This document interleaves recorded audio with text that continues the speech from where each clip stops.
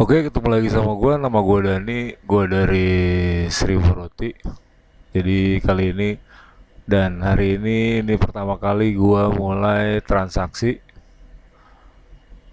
Cuma gak ada yang menarik dari transaksi gue yang pertama ini. Jadi gue pikir ini juga sekaligus buat mungkin membantu ya, bukan menangkal.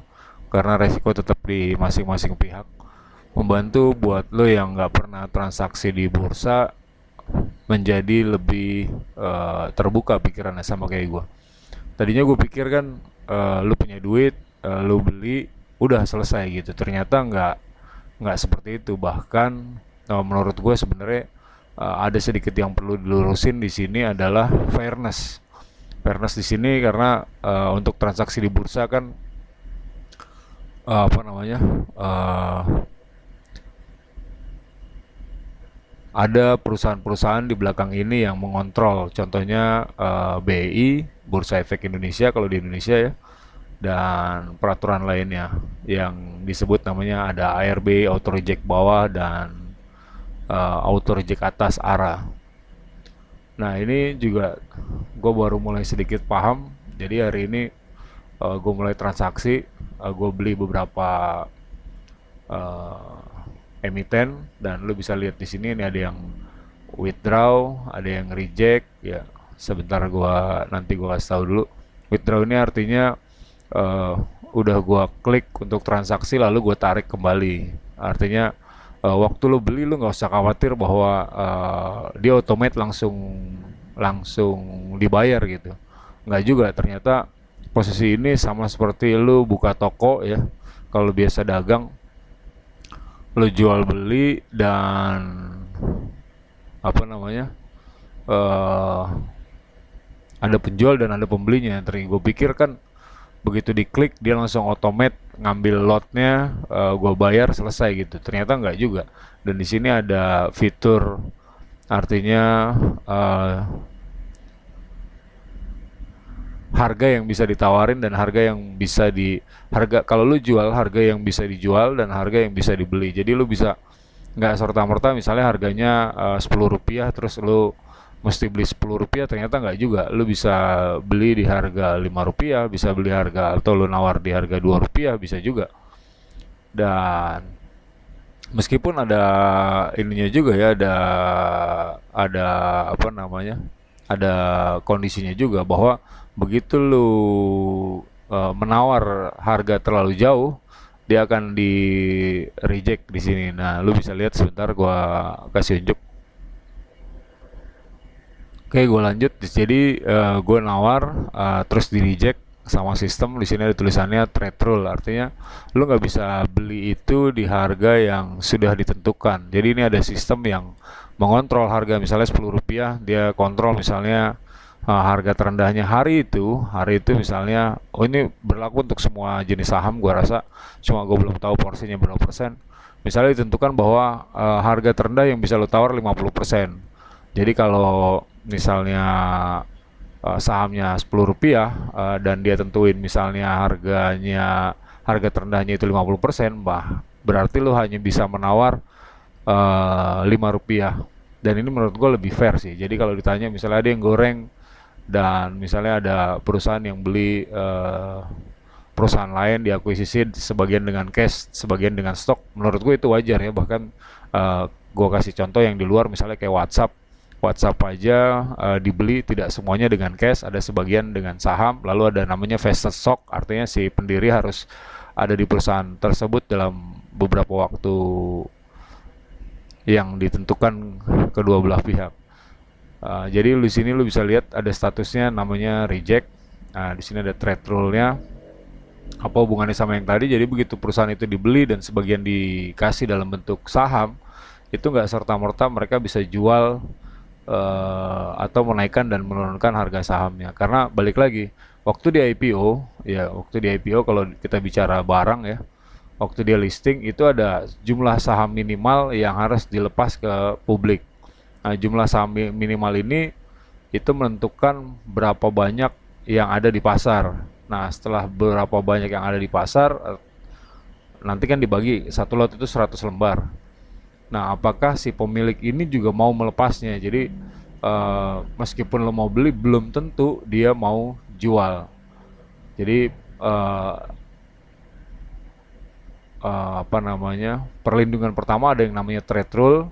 Jadi nggak serta merta misalnya lu beli saham terus harga lu digoreng, terus misalnya dianjlok, ternyata nggak juga. Bahwa di sini ada rule-nya bahwa lu nggak bisa beli, misalnya tadi ditentuin 50%, lu nggak bisa nawar di bawah 50%. Kalau harga sahamnya Rp10, lu nggak bisa nawar di bawah 5. Itu sudah proteksi pertama. Nah, begitu dia turun terus menerus kayak salah satu emiten ya yang mungkin ya kita sebut aja kayak GoTo lah, dia turun terus menerus, itu artinya mungkin memang setiap hari orang maunya belinya murah. Dan karena saat ini menurut mereka GoTo terlalu mahal dan belum kelihatan untuk eh, kapan dia akan menghasilkan keuntungan gitu. Yang ada resiko yang di depan mata karena jumlah kas mereka terus menerus menurun. Jadi balik lagi tadi, ring pertama yang melindungi lo adalah ada trade rule. Dia ada batas minimal yang bisa lo tawar di harga saham hari itu. Artinya begitu lo dengar, oh ini mau digoreng, ya secara logika harusnya lo bisa jual dong. Begitu lo dengar berita itu, nggak serta merta lo 100% menyalahkan bahwa harga saham dibuat naik tinggi lalu dijatuhkan secara tiba-tiba. Menurut gua nggak bisa juga, karena ada trade rule yang menyatakan bahwa misalnya harga sahamnya 100.000 gitu, terus tiba-tiba ada yang nawar Rp10, kayaknya nggak bisa. Karena gue nawar sedikit lebih di bawah aja di reject nih sama sistem. Ya lu bisa lihat di sini di reject sama sistem. Ntar gue lanjut. Jadi gue udah jelasin reject ini sebagai pelindung buat lo yang baru main di bursa dan merubah opini lo tentang bursa, bahwa lu bisa beli seenaknya dengan harga yang lu mau, dan lu bisa jual dengan harga yang lu mau. Lu bisa nawar di harga yang lu mau, dan lu bisa jual di harga yang lu mau. Nah, yang selanjutnya adalah bukti nyata, ini status close ya. Jadi gue nawar tadi di harga yang gue mau, yang harga yang gue mau, ternyata sampai posisi bursa ditutup. Jadi bursa itu kan cuma Senin sampai Jumat dan dibukanya jam 9 sampai jam 3. Jadi cuma ada 6 kali 5, cuma ada 30 jam untuk lo transaksi. Nah, begitu mau gue tawar dengan harga yang gue mau, itu sampai posisi tutup ya. Ini emang gue tadi nyobanya siang. Eh, Mungkin tinggal sisa berapa jam ya sebelum bursa tutup. Dan posisi ini lu bisa lihat ya, lu bisa lihat di situ, di sini. Ini posisi close dan gue belum dapat satu lembar saham pun. Apa yang terjadi? Begitu gue belum dapat, duit gue balik lagi ke saldo rekening gue. Artinya eh, konotasi negatif tentang bursa menurut gue sedikit perlu diluruskan. Tapi balik lagi, lu juga mesti hati-hati. Gue tidak bisa menjelaskan 100% bahwa ini baik buat lu. Gue cuma berpikir bahwa daripada gue taruh di bawah bantal dan daripada gue taruh di rekening yang di bawah bantal nggak menghasilkan apa-apa, gue taruh di rekening juga rugi juga gue. Karena setahun misalnya 100 juta bunganya cuma 2,5%, lo bisa hitung misalnya 2,5 juta lo bagi 12 cuma 200.000, sementara biaya administrasinya aja berapa. Dan cuma ada 0,27% orang yang punya duit di atas 100 juta gitu. Artinya sisanya lu cuma punya duit di bawah 100 juta dan lu pasti loss gitu ya. Potensi lu bisa menang, artinya potensi lu bisa stabil, atau bahkan misalnya lu hoki lu bisa jauh lebih banyak sedikit, walaupun kaya banget juga nggak mungkin karena jumlah duitnya sedikit. Ya lu taruh di bursa saham yang returnnya menurut gue jauh lebih baik. Dan di sini lu bisa lihat bahwa uh, lu nawar misalnya harga barangnya tadi Rp10, lu misalnya kalau bicara ke roti, misalnya tepungnya misalnya harganya 12.000 dan gue tawar 10.000, ternyata si warung juga nggak mau jual nih. Jadi dalam posisi sampai posisi close aja, ini belum tentu gue dapet sahamnya. Jadi menurut gue ini hal yang penting. Pertama karena ada beberapa yang berpikir, mungkin termasuk gue zaman dulu, berpikir bahwa kalau lu beli saham, saham lu bisa digoreng, lu bisa naik mendadak, artinya kaya mendadak, dan lu bisa rugi mendadak, artinya lu miskin mendadak. Ternyata nggak juga, karena ada regulasi yang mengatur itu. Kecuali misalnya posisinya si perusahaan diakuisisi sama perusahaan lain, contoh kayak kemarin Twitter dibeli sama Elon, dan biasanya sih cenderungnya dia di apa namanya dibeli di harga premium. Jadi misalnya harga satu lembar sahamnya Rp10, mungkin Elon belinya di Rp12, di Rp11 atau di Rp13, karena nggak mungkin juga dia beli di harga bawahnya, kecuali si perusahaan memang rugi dan nggak ada lagi yang minat, sehingga dia diakuisisi karena dia udah nggak bisa survive, kasnya udah nggak ada gitu ya. Eh, Seperti kondisi GoTo yang menurut gua tahun depan bisa dalam kondisi yang mengkhawatirkan kalau dia tidak bisa merestrukturisasi si perusahaan yang lo bisa lihat kemarin di video gue, kerugiannya setahun bisa 25 triliun, kas dia sekarang tinggal 31. Memang yang rugi langsung secara kas itu hanya berapa ya, Eh, 60-70% ya, karena kayak depresiasi dan amortisasi kan sebenarnya dia tidak mengurangi jumlah uang, dia hanya kerugian di atas kertas, tapi itu sesuatu yang hal nyata kalau di atas accounting.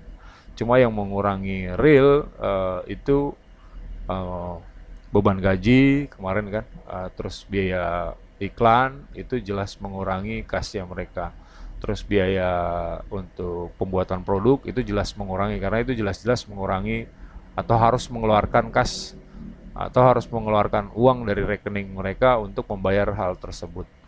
Jadi balik lagi ke sini, poinnya adalah ternyata bursa itu tidak semengkhawatirkan seperti yang gue pikir. Nggak tahu kalau lo yang mikir, tapi ini gue rasa bisa membuat lo sedikit uh, sedikit lebih tenang lah. Artinya ini kan contoh, lu close ya, artinya ini posisi status close, artinya lu bisa beli di harga yang ditentukan dengan kondisi tadi, ketentuan BI misalnya harga Rp10 ditentuin, misalnya harga ditawar paling rendahnya 50%, lu di reject. Nah ini ya. Begitu lo masuk di harga paling rendah yang boleh ditawar, tapi nggak ada yang mau jual, ini di close. Ya, yang terakhir tadi lu bisa withdraw, artinya kalau lu transaksi dan lu ragu gitu ya, lu bisa tarik sebelum transaksi itu terjadi. Jadi menurut gua ini lebih fair sih, harganya di open, terus penjualnya juga mungkin tahu kapan mau jual. Jadi sebenarnya kalau lu ekstra hati-hati atau hati-hati dan sangat hati-hati, gua rasa sangat kecil kemungkinannya lu sampai loss di bursa. Ya, jadi kalau gue dengar misalnya, oh gue tiba-tiba susah gara-gara bursa, kayaknya menurut gue nggak make sense gitu. Pertama duit lu mungkin kecil, atau kalaupun duit lu gede ya lu kan bisa lihat pergerakannya setiap hari berapa. Begitu dia turun turun turun turun terus ya lu cut loss lah. Jangan lu paksain untuk cut loss tuh misalnya lu jual gitu. Jangan lu paksain untuk bertahan. Cuma balik lagi kan, setiap orang punya punya tipe investasi yang berbeda-beda. Kalau model kayak gue kan, gue setelah menghitung, gue pengennya kayak gini gitu. Artinya gue beli dan gue simpen. Nah, itu ada hubungannya juga dengan likuiditas si perusahaan. Nanti ada hubungannya dengan stock split. Karena begitu ada tipikal kayak gue dan jumlahnya banyak, artinya kan saham itu tidak liquid. Gue udah pegang, ada beberapa orang pegang, dan dia nggak mau jual gitu. Artinya nggak ada lagi saham yang bisa dijual di bursa, sehingga si jumlah transaksi atau volume transaksi perdagangannya jadi kecil. Dan nggak apa-apa, karena memang tipikal model kayak gue kan, gue beli bukan untuk gue transaksiin. Kalaupun gue transaksiin bukan sekarang juga, jadi gue lebih ke gue beli, gue simpen dalam jangka waktu tertentu, dan hari-hari gue cari duit, dan hasilnya sebagian itu bakal gue taruh di saham. Karena kembali kayak orang tanya, setelah gue coba, menurut gue ini udah secure banget ya, fair dan secure karena harganya di open. Yang selanjutnya adalah uh, gue bisa jual kapan aja, gue bisa tarik kapan aja, terus gue taruh di bank juga nggak worth it gitu ya. Gue taruh di bantal juga, apalagi gue puterin duitnya udah nggak mungkin, karena kebutuhan gue untuk bikin roti juga nggak gede-gede amat. Ya kurang lebih begitulah. Sekian dari gue, jadi kalau ada yang lo mau tanya, lo bisa tulis di kolom komentar.